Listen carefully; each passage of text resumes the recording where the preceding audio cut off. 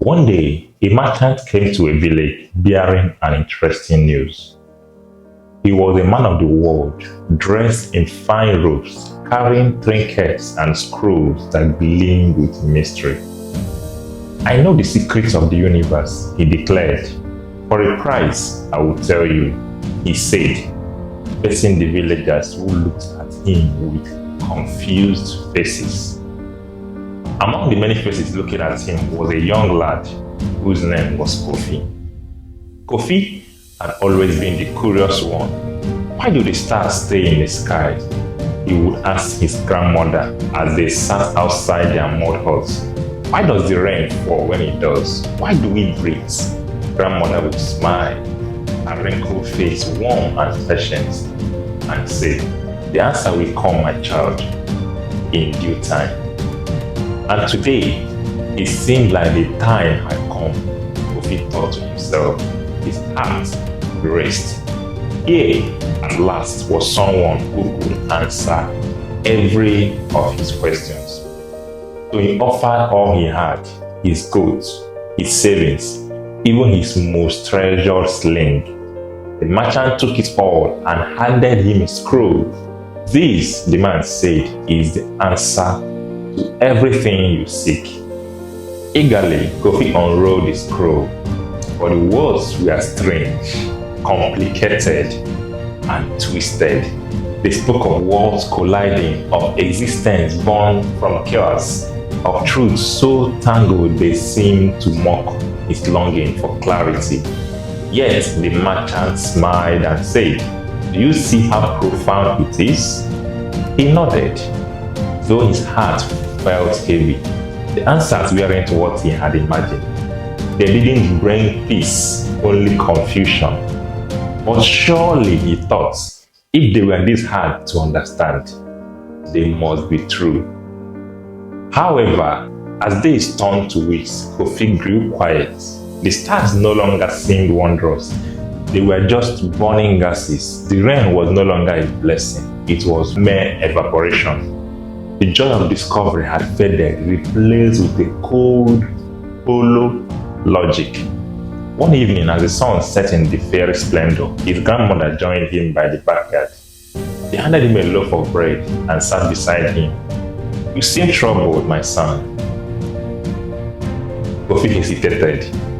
"I've learned so much, Grandma, but the more I know, the less happy I feel.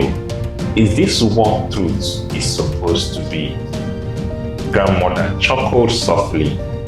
"My son, you look for truth, but you despise truth when it stares right into your eyes. Don't be like Bruno," the woman warned, her eyes steady and gazing into his face. "But who is Bruno?" Kofi asked, obviously confused. "The merchant you had bought these scrolls from.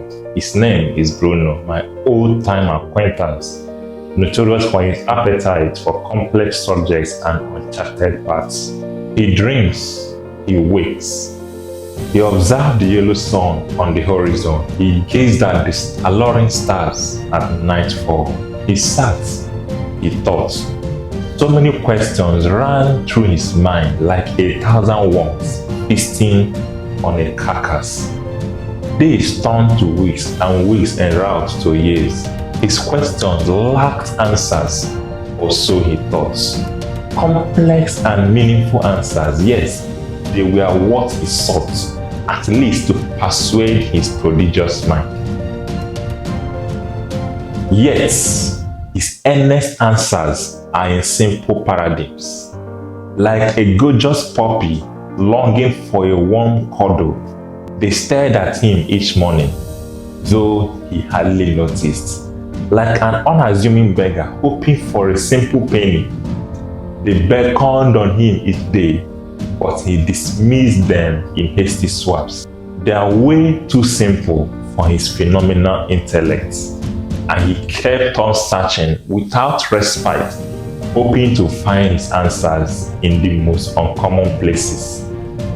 In volumes of eccentric books by men whose intelligence is so much acknowledged, in tomes of gratuitous degrees, maybe to refine his scope of knowledge.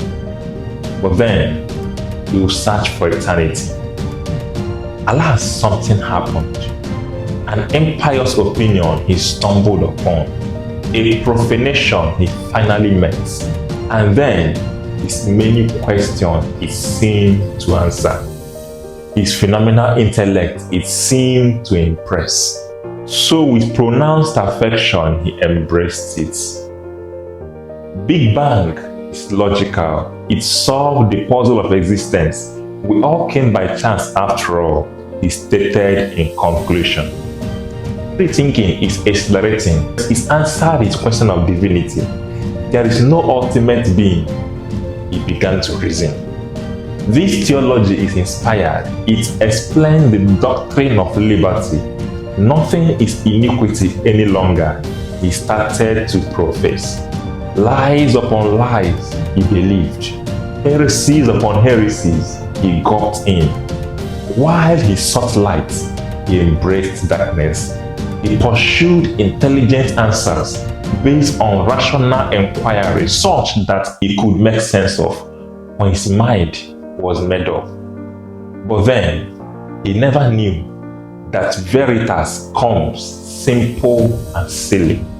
Yes, he never understood that only fools find truth. Then she broke the bread and gave Kofi half. Take this, she said. Is it good? Kofi bit into the bread. It was warm, soft, and filled him with a deep comfort he couldn't explain. Yes, it's very good, he said. And did you need to read a scroll to know? She asked with a twinkle in her eyes. Kofi froze.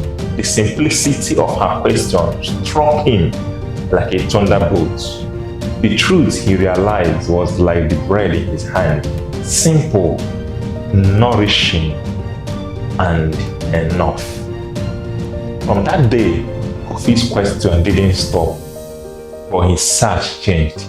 He no longer sought for truth in the tangled theories of men, but in the quiet beauty of the world around him. The smile of a friend, the laughter of a child, the golden glow of the sun setting over the hills, the gentle nudge of his conscience.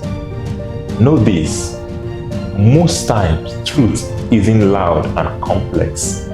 It's hidden in plain sight, waiting for a humble heart to see it.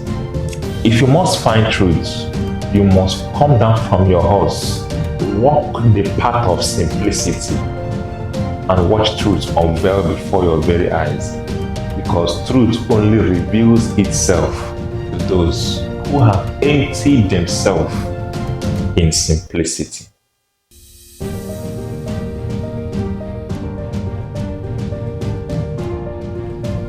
Thank you so much for joining us on this episode of Wonder Expressions. If you enjoy this content, kindly support us by clicking the subscribe button so you can be notified when we drop new contents like this.